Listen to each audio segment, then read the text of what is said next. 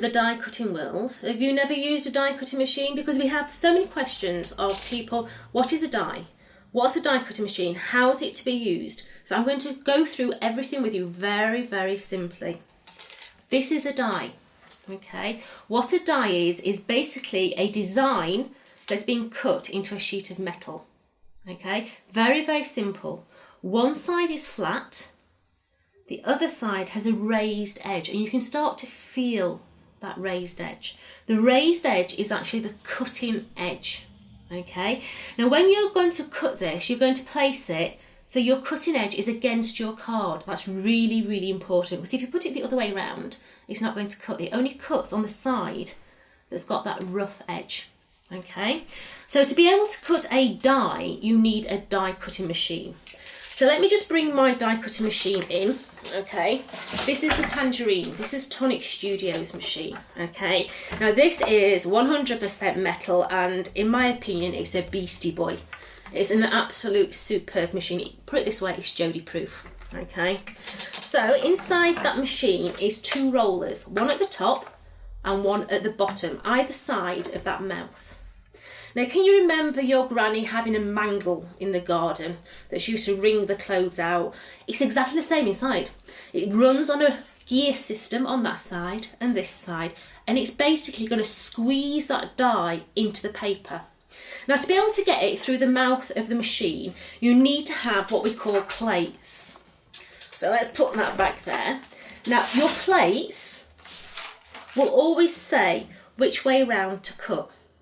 So with Tonic Studios, our corporate colour is orange, okay? So on the Tangerine machine, cutting, die cutting is on the orange plate. Corporate colours for orange, cutting. So if I take one of my dies, let's do it on this purple cardstock so we've got a real good comparison. The rough edge you're going to put down, okay? Because that's the cutting side where it's going to cut. Always try and get used to taping it down so that it doesn't move. And then you're going to make a sandwich by placing the top plate on the top. It is exactly the same as making a sandwich. The easiest way to remember it is piece of bread, filling, and your second piece of bread. It's exactly the same as making a sandwich at home.